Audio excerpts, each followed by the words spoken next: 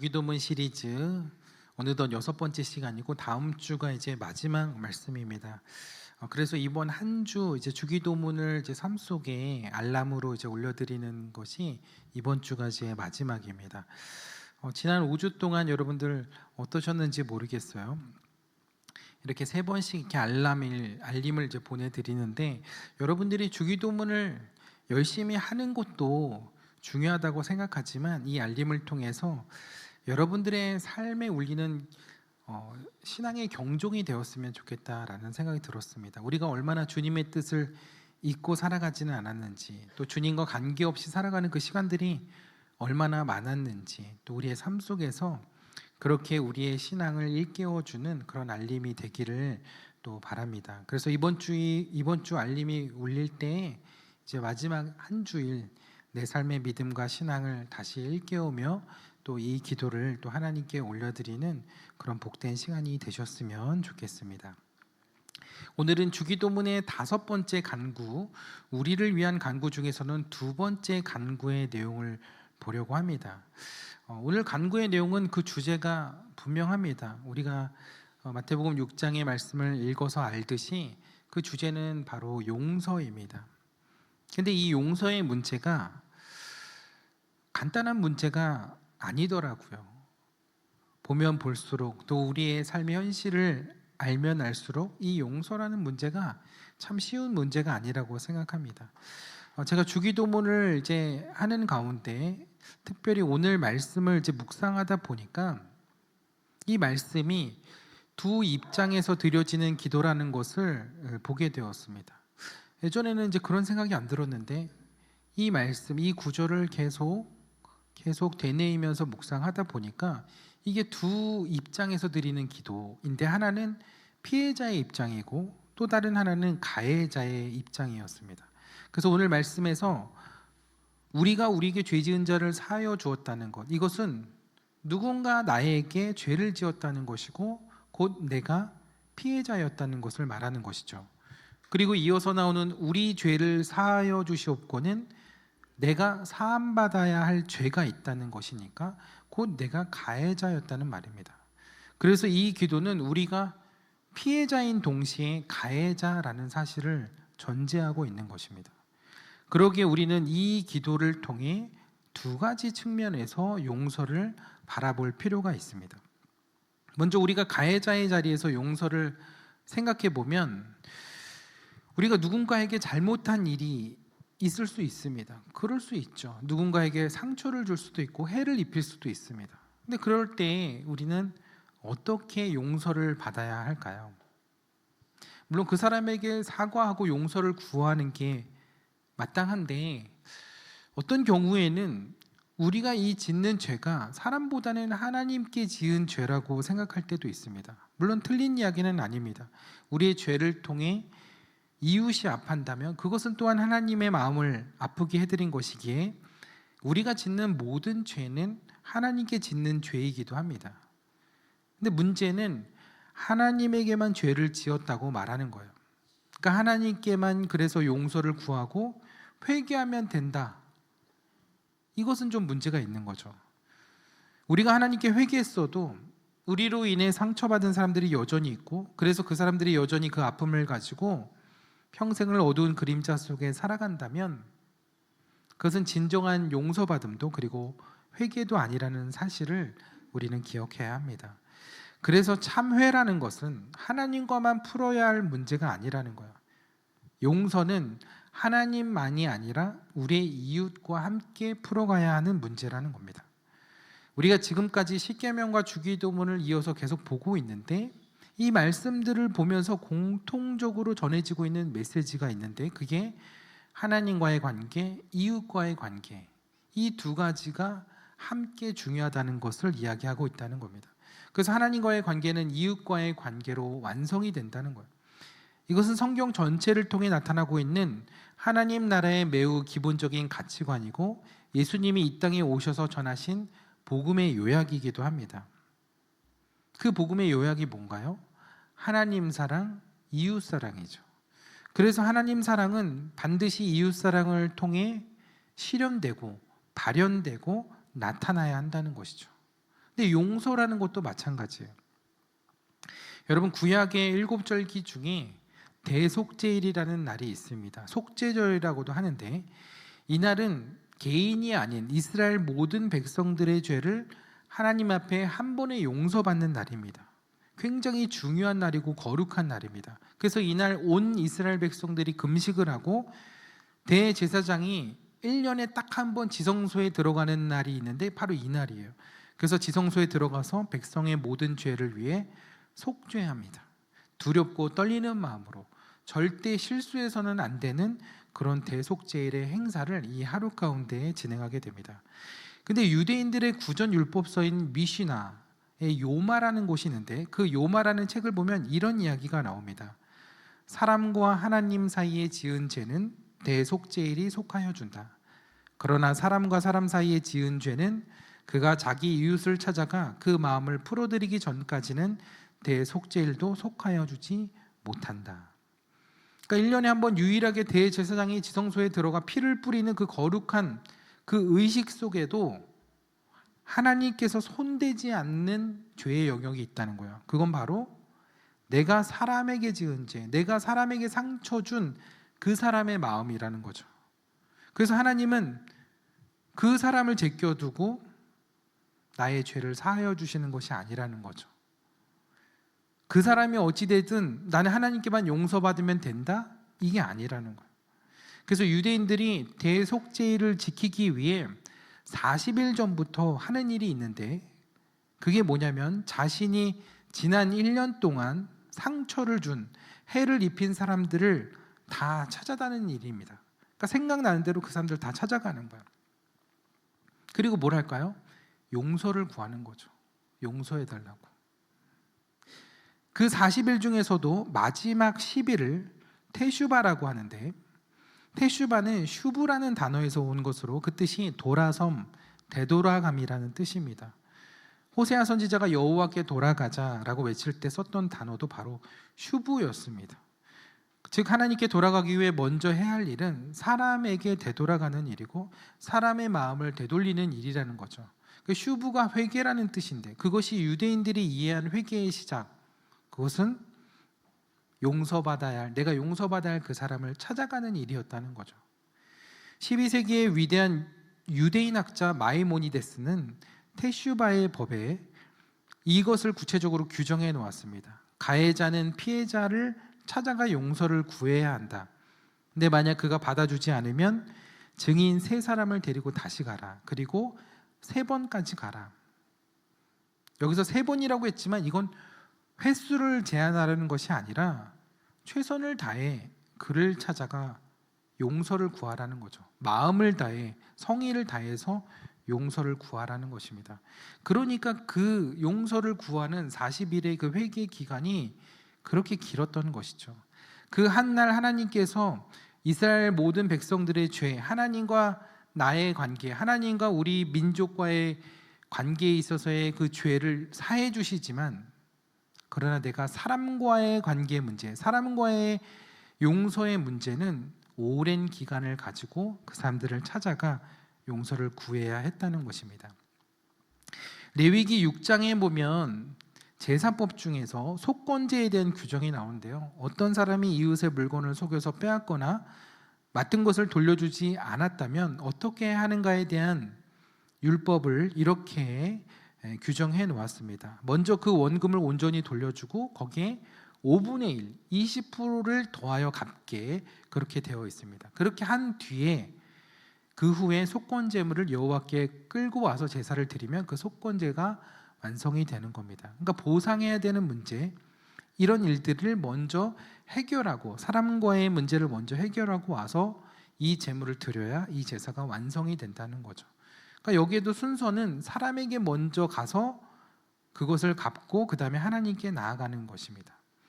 하나님께 제사 드리고 하나님께 은혜 받고 난 다음에 그래 내가 이제 은혜 받았으니까 사과해야겠다, 이게 아니라 내 마음이 먼저 그 사람에게 다가가서 그 문제를 해결한 그 마음 가운데, 그 정결한 마음 가운데 제사를 드리라고 이야기를 한 것이죠.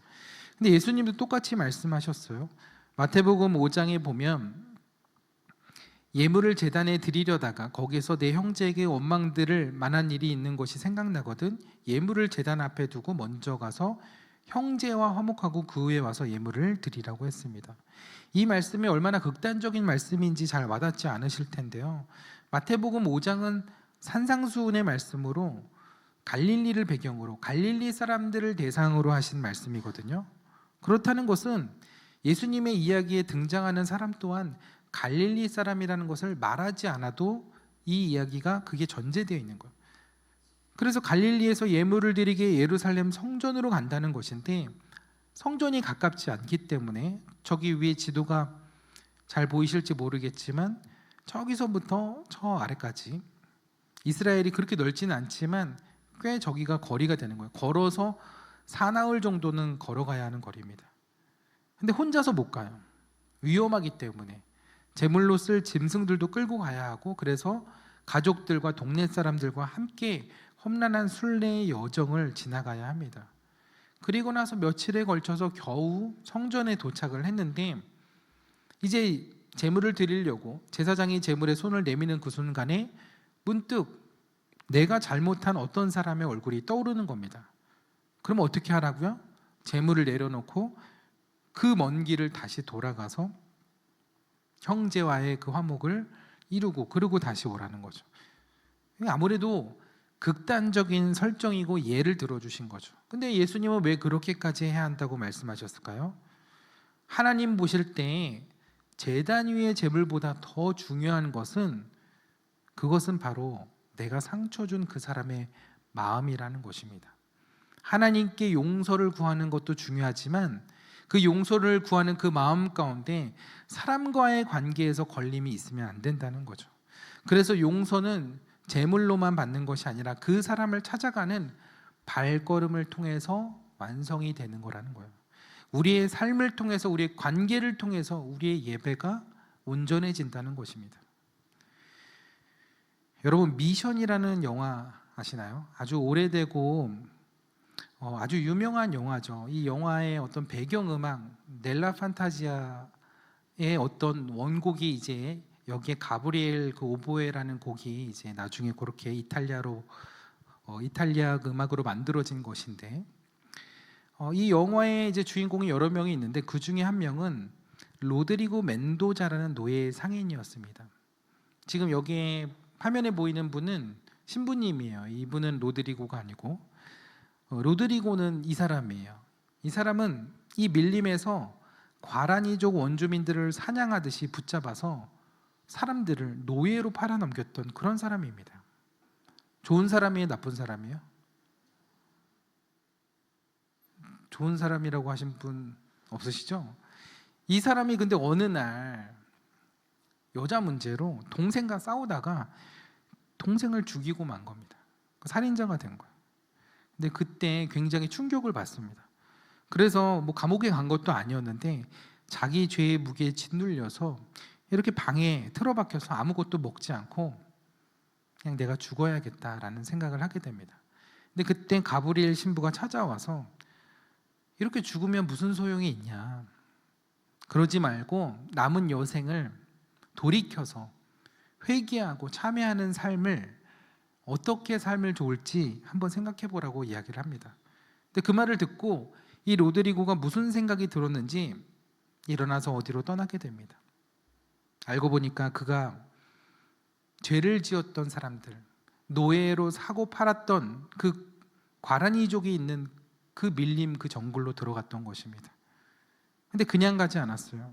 자기가 노예 상인 시절에 쓰던 갑옷, 무기, 그물등을 저렇게 커다란 망태기에 다 집어넣고 그걸 끈으로 자기 몸에 묶어서 마치 자기의 죄의 짐처럼 질질 끌면서 그렇게 갑니다. 밀림을 지나고 마침내 거대한 폭포 절벽 앞에 섰는데 이 무거운 짐을 끌고 폭포를 기어오릅니다. 근데 이 무거운 짐을 지고 얼마나 또 미끄러운 데를 가니까 올라갔다가 굴러떨어지고 올라갔다가 또 굴러떨어지고 그러면서 온몸이 상처투성이 피투성이가 됩니다. 동료들이 보다 못해서 왜 그러냐고 그냥 그 짐 버려라 라고 몇 번이나 말렸지만 그는 아무 말 없이 그 끈을 놓지 않았습니다.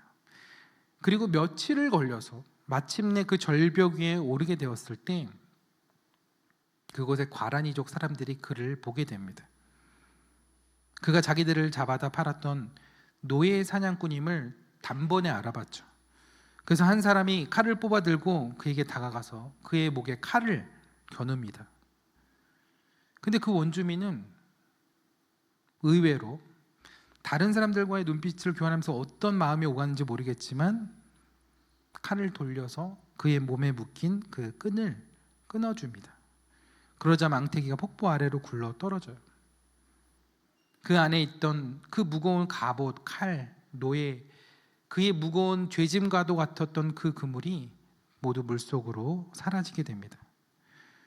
근데 그때 그 순간 거기에 오르기까지 한마디도 하지 않았던 그 로드리고가 그 자리에서 어린아이처럼 울음을 터뜨립니다.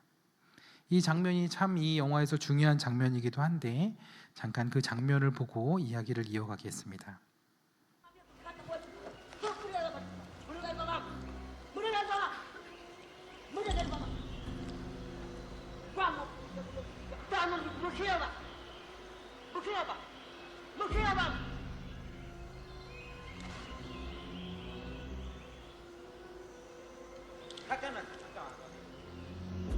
Quiero parar. Tiga apa pun.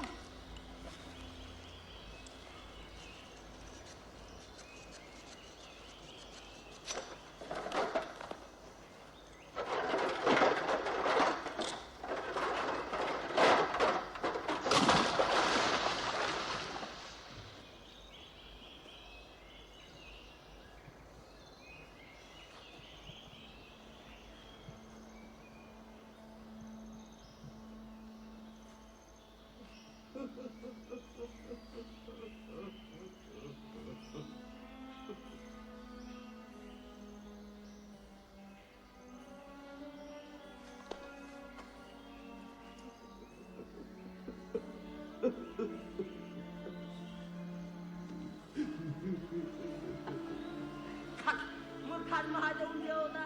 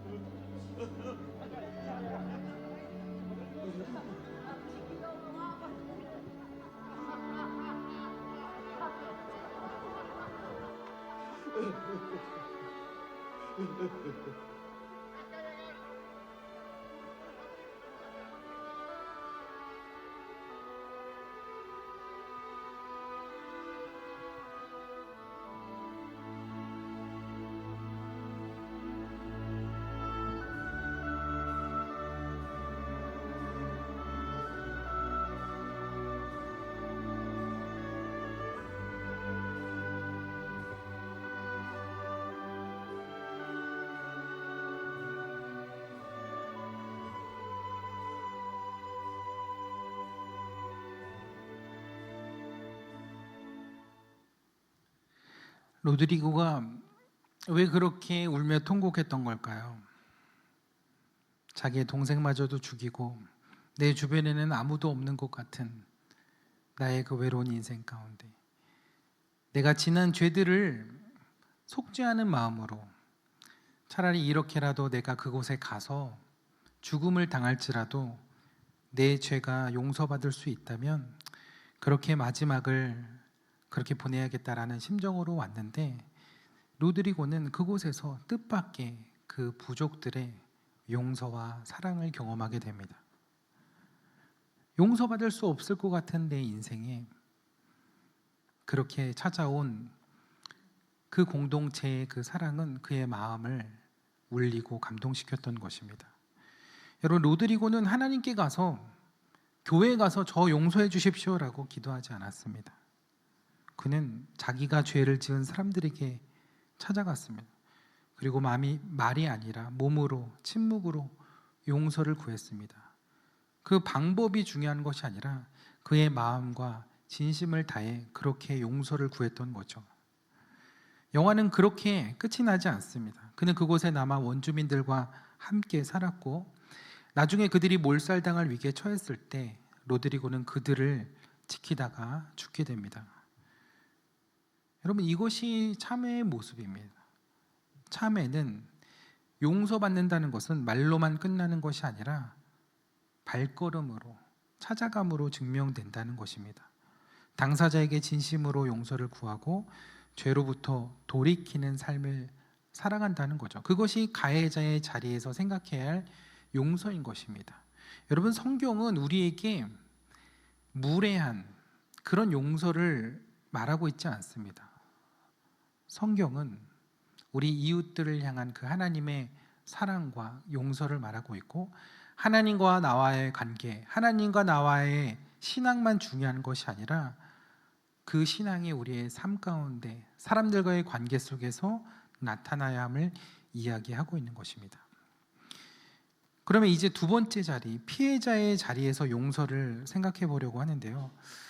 솔직히 이 문제가 참 더 어려운 문제입니다.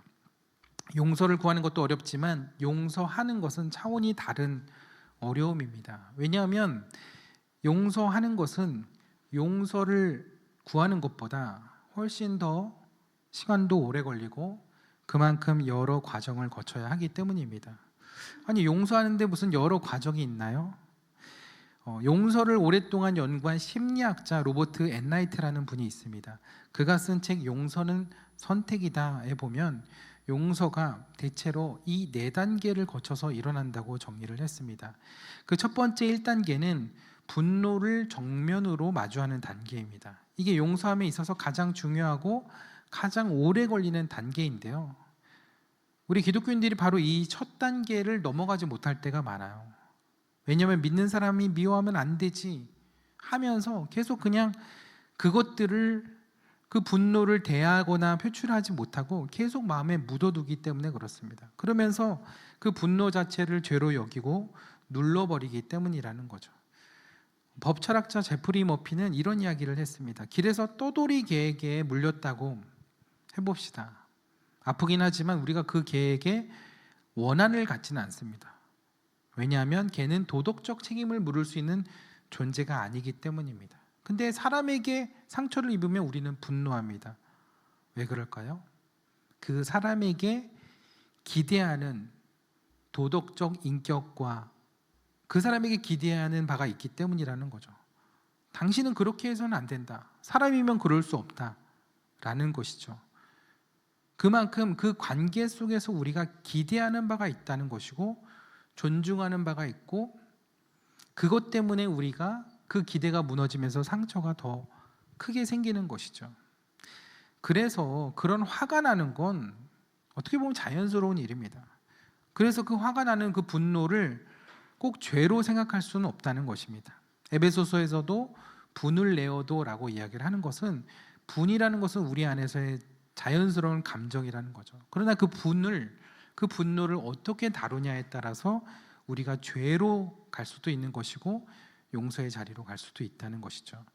분노를 느끼는 것은 특히 정상적이에요. 그래서 그 감정을 충분히 꺼내놓고 누군가에게 이해받고 그 로드리고처럼 실컷 울어야 다음 단계로 넘어갈 수 있는 것입니다. 용서로 나아가는 두 번째 단계는 복수하지 않기로 결단하는 단계라고 합니다. 여기가 전환점이 되는데, 복수할 힘이 없어서 포기하는 게 아니라 복수할 권리가 있지만 나는 나의 미래를 위해서, 나의 앞으로 이 과거의 상처와 짐에서 자유롭기 위해 그 권리를 내려놓겠다는 능동적이고 위대한 결단입니다. 그래서 많은 분들이 이 단계에 오면 처음으로 자유를 맛보게 됩니다. 과거에 붙들려 있던 자기 자신에게서 노연하기 시작하기 때문이죠. 세 번째 단계는 그 상대방을 이해하게 되는 단계예요. 특히 가족처럼 관계를 끊을 수 없는 상대일 때 필요한 단계이기도 한데, 예를 들어 폭군 같은 아버지, 늘 그런 아버지의 모습만 보다가 어느 날 아버지의 삶을 들여다보게 된 거예요. 아버지의 어린 시절, 아버지의 지금까지의 삶, 바깥 세상에서 지독한 거절과 멸시를 당하며 살았던 불쌍한 인생이었구나. 그걸 보게 되는 거예요. 그 사람의 지금의 모습에 그럴 만한 이유와 사정이 있다는 것을 보게 되고 이해하게 된다는 거죠. 이게 그 사람의 잘못을 정당화하자는 것이 아닙니다. 단지 그 사람을 내가 단편적으로 보았던 그 사람은 악마고 괴물이고 사람이 아니다 라는 그런 선입견에서 풀어주자는 거예요. 누가요? 내 스스로가. 그래서 가정과 삶의 그런 배경 속에서 하나님을 알지 못하는 삶 속에서 하나님을 떠난 인생 저럴 수밖에 없구나. 그러면서 긍휼한 마음이 생기는 단계라고 할 수 있습니다. 마지막 4단계는 그 상처에 새로운 의미를 발견하고 부여하는 단계입니다. 사실은 이제 이 단계에 오면 상처를 어느 정도는 극복한 단계이고, 이때 지나온 나의 과거를 통해서 하나님의 뜻과 계획을 새롭게 발견하는 단계라고 할 수 있습니다. 그래서 지난 아픔과 상처 속에서도 또 다른 하나님의 계획과 인도하심이 있음을 보게 되는 거예요. 하나님이 나에게 이런 고난을 주신 것이 아니라 하나님을 떠난 인생 가운데 서로가 상처 주고 아픔을 줄 수밖에 없지만, 그러나 그 가운데서도 하나님은 우리의 삶을 선하게 이끄시고 아름답게 사용하실 수 있구나 라는 것을 보면서 내 삶에 대해서 새롭게 의미를 부여하는 단계라고 할 수 있습니다. 이러한 단계를 거쳐야 내 마음의 상처가 어느 정도 정리되고 치유되어서 그 사람을 용납하고 용서할 수 있게 되는 겁니다. 근데 우리는 그런 단계를 기다려주거나 그런 단계를 이해하지 못합니다. 그 과정을 그래서 거치지 못해서 결국 용서를 포기하게 되는 경우들도 참 많습니다. 그래서 누군가 상처 입은 사람, 그런 사람이 우리 곁에 있을 때 이제 그만 용서해, 이해해, 이제 그만 그래도 화해해 라고 섣불리 말하면 안 된다는 거예요. 물론 그 말은 그 사람을 위하고 상대방을 도우려는 말이지만 실제로는 그 두 사람 모두에게 다시 한번 상처가 될 수도 있다는 거죠. 그래서 우리가 할 일은 재촉이 아니라 기다림이라는 거예요. 충분히 아파하고 충분히 울고, 그래서 내 마음에 정리가 되고 하나님의 위로하심 속에 내가 다시 그 마음과 생각을 정리할 수 있도록, 그러나 그 사람을, 그 상대방을 용서할 대상을 포기하지 않도록 곁에서 함께 있어주는 것, 그게 바로 우리가 할 일이라는 거죠. 여러분, 용서와 화해는 다른 겁니다. 용서는 피해자 자신이 홀로 내리는 내면의 결단이에요. 반면 화해는 가해자와 피해자가 만나 관계를 회복하는 과정입니다. 근데 이 용서의 과정이 없이 온전한 화해의 단계로 나아갈 수 없는 겁니다.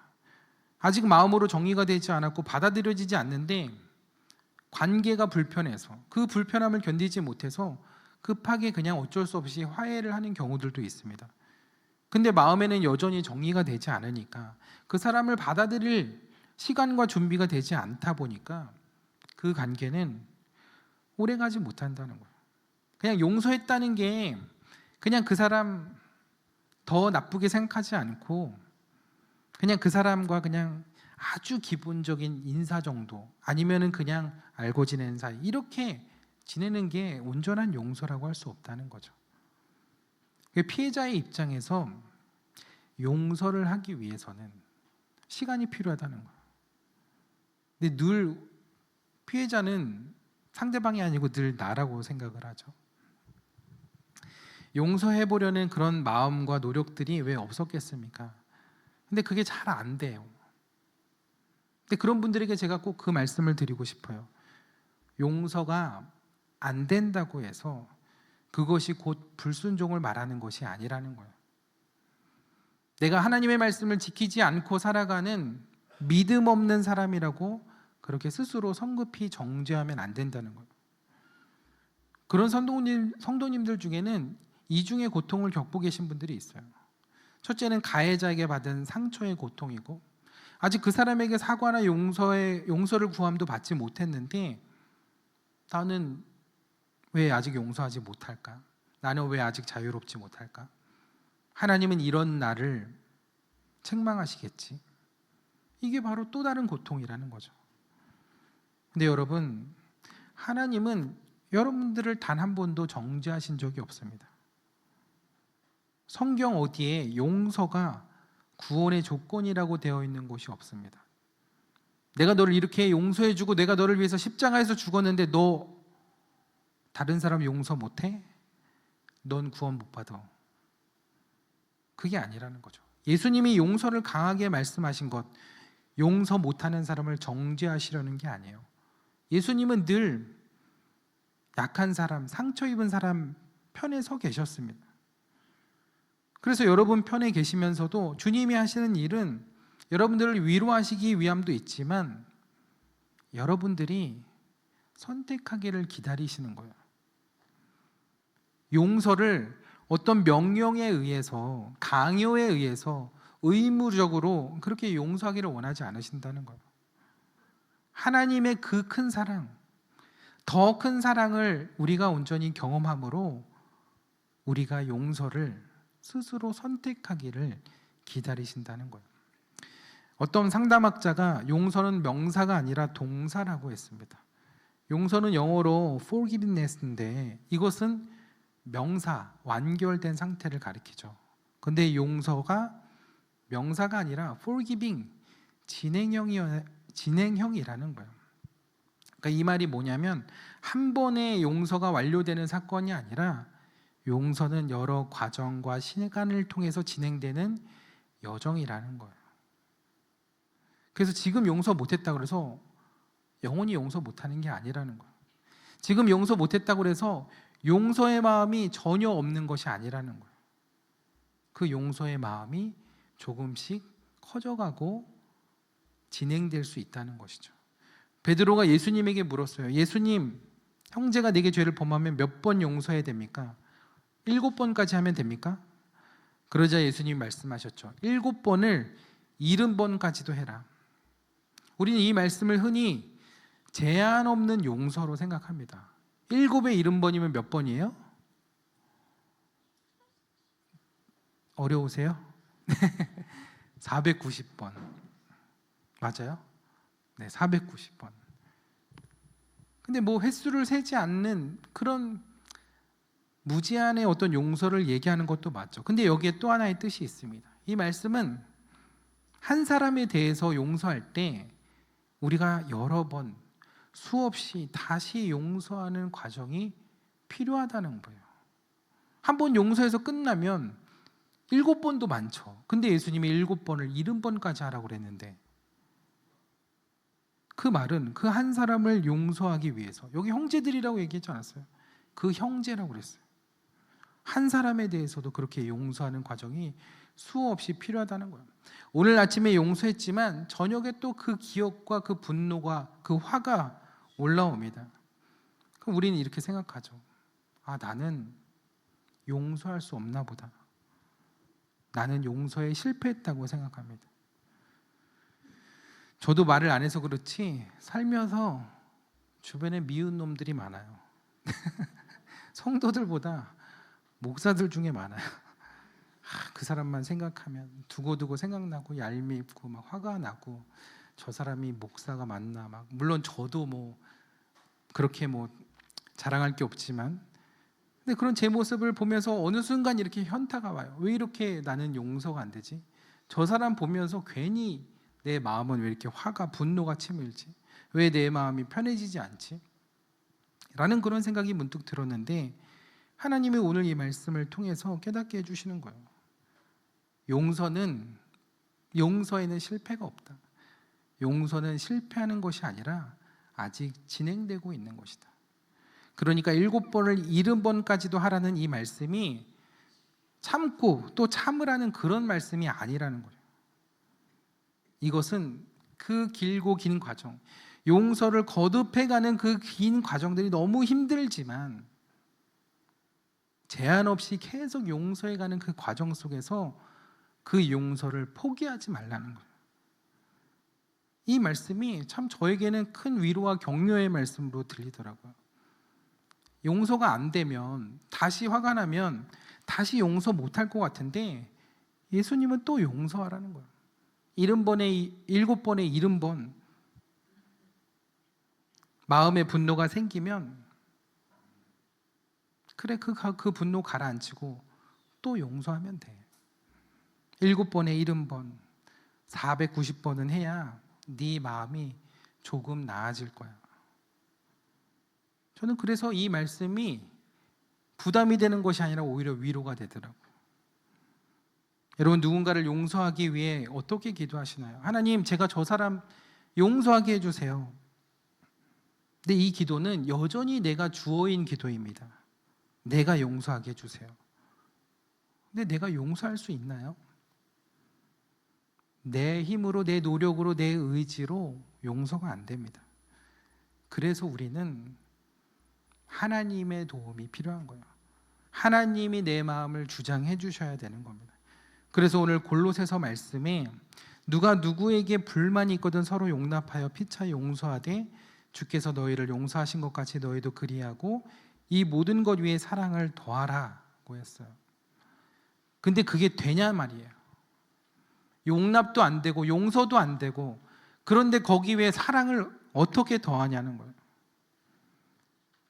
그걸 어떻게 할 수 있느냐? 15절에 그리스도의 평강이 너희 마음을 주장하게 하라. 너희 마음에 있는 그 상처와 그 분노가 그리스도의 평강으로 덮어지게 해라. 너희 힘으로 안 돼. 너의 마음의 그 원망과 분노 안 다스려져. 그러기에 그리스도의 평강을 구하라는 거야. 그 평강이 사라질 때 또 분노가 치밀어 오르겠죠. 그러면 또 기도해. 또 용서해. 대신 포기하지 말라는 거예요. 그래서 우리의 기도는 이렇게 바뀌어야 됩니다. 주님, 저는 못합니다. 저 그 사람 절대 용서 못합니다. 그런데 제가 용서하기를 원합니다. 성령님이 제 안에서 역사해 주시고 제 마음을 주님의 마음으로 바꿔주세요. 주님이 내 마음을 주장해 주세요. 여러분, 이건 포기의 기도가 아닙니다. 믿음 없는 기도가 아니에요. 이거는 가장 정직한 믿음의 기도인 거예요. 그러기에 용서가 힘들다고 해서 스스로를 믿음 없는 사람이라고 정죄할 이유가 없습니다. 예수님은 우리를 재촉하는 분이 아니라 그 길을 함께 걸어가시는 분이기 때문입니다. 용서는 혼자 이루어내는 것이 아니라 그분과 함께 걸어가는 긴 여정이라고 생각하면 됩니다. 여전히 그 마음 가운데 용서가 온전히 이루어지지 않을 때 주님 앞에 내 마음을 다 토로하는 거죠. 주님 앞에 나의 감정들을 주님 앞에 내려놓는 거죠. 주기도문의 기도가 왜 나가 아니라 우리로 되어 있을까요? 주기도문을 제가 할 때 항상 그 얘기를 했었는데, 이 기도는 개인의 기도가 아니라 공동체의 기도라는 것이죠. 여러분, 이 기도를 처음 드렸던 사람들이 누구였을까요? 바로 초대교인들입니다. 로마의 압제 아래, 종교 지도자들의 멸시 아래 세금에 짓눌리고 억울한 일을 당하고 하소연할 곳이 없던 사람들이었습니다. 말하자면 그 시대의 갑질 속에 살아가던 을들이었습니다. 비참하게 순교하며 죽음을 당해가며 그렇게 신앙을 지켰던 사람들입니다. 근데 이 사람들이 그들을 위해 기도했다는 거예요. 그들을 용서했다는 거예요. 그들을 원망하지 않았다는 거예요. 그리고 그 로마가 복음으로 하나님의 나라가 임하고 그 나라가 하나님의 왕국이 되는 은혜와 응답을 보게 되었다는 겁니다. 그들은 그 상황 가운데 함께 모여 이 기도를 드렸던 거예요. 이 기도는 우리를 향한 기도이고, 우리의 죄를 사하여 주신 것처럼 우리의 죄를 사해달라는 그 기도. 사람에게 은혜를 베푸는 기도가 아니라 상처 입은 사람들끼리 그 서로 어깨를 걸고, 그래도 우리 하나님께 다시 나아가서 기도해 보자.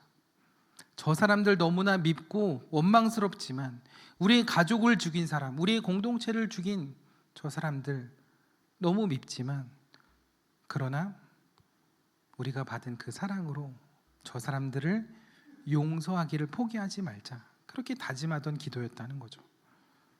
여러분, 용서는 혼자 골방에서 이 악물고 해내는 일이 아닙니다. 하나님께서 우리에게 알려주시는 거예요. 이 기도는 함께 기도할 지체들이고 공동체가 있는 기도다.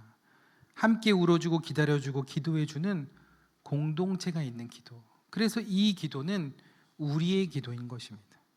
그 누구도 용서의 길을 포기하지 않도록 우리가 함께 그 손을 놓지 않고 함께 걸어가는 믿음의 식구, 믿음의 공동체가 있다는 것, 우리가 그 사실을 기억해야 할 줄 믿습니다. 우린 연약하지만 우리가 함께 하나님께 간구하며 은혜와 평강을 구할 때 하나님은 우리의 공동체 가운데 그 화목과 화평의 은혜와 응답을 더하여 주실 줄 믿습니다.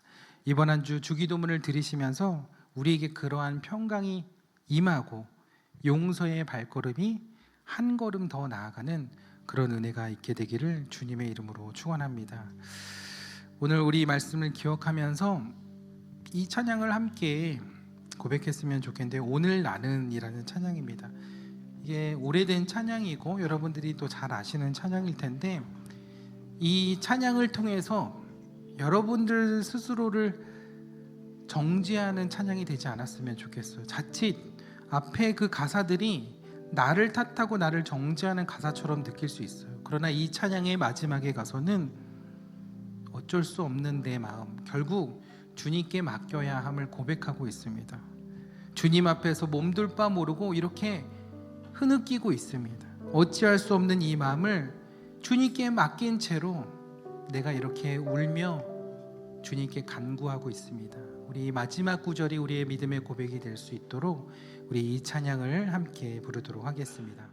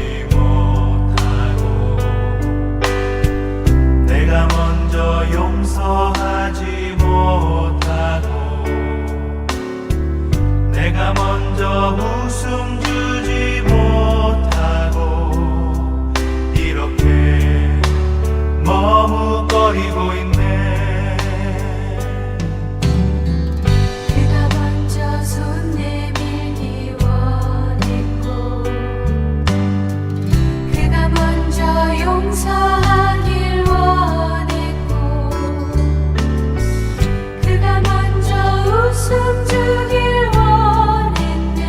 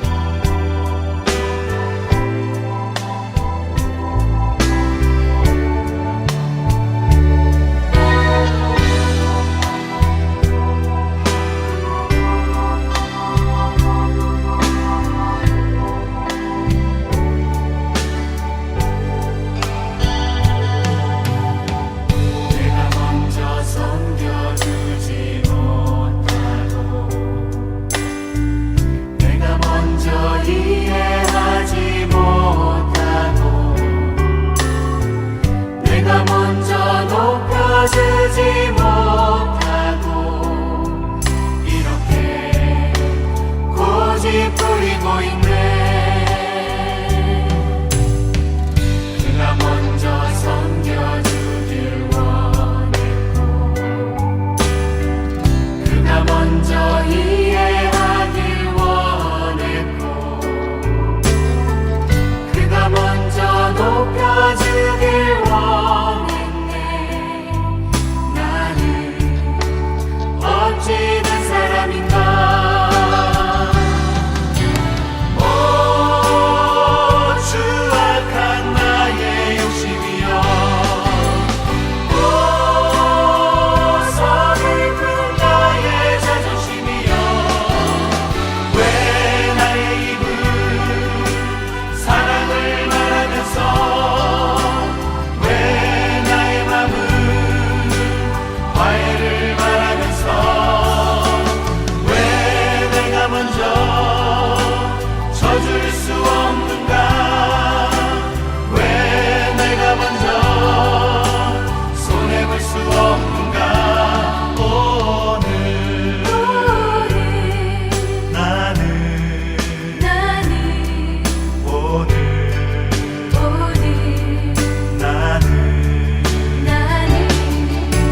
주님 앞에서 모든 까무르고 이렇게 뒤느끼며 서 있네. 어찌할 수 없는 이 맘을 주님께 맡긴 채로 어찌할 수 없는 이 맘을 주님께 맡긴 채로.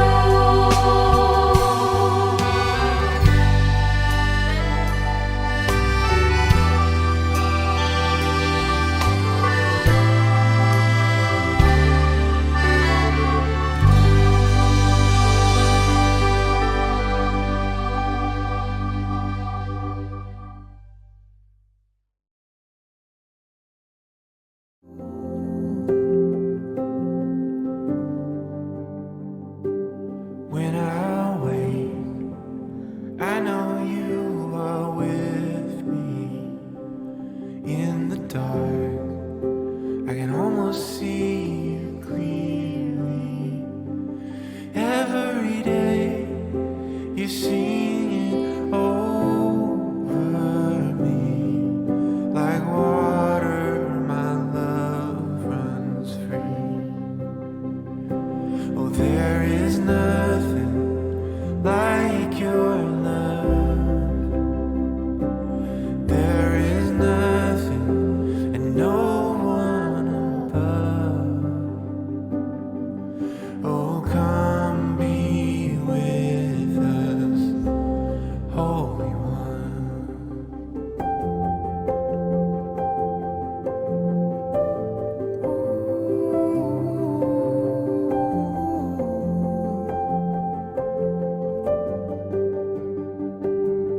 In my pain, I know you can feel it. There I find the comfort in your spirit.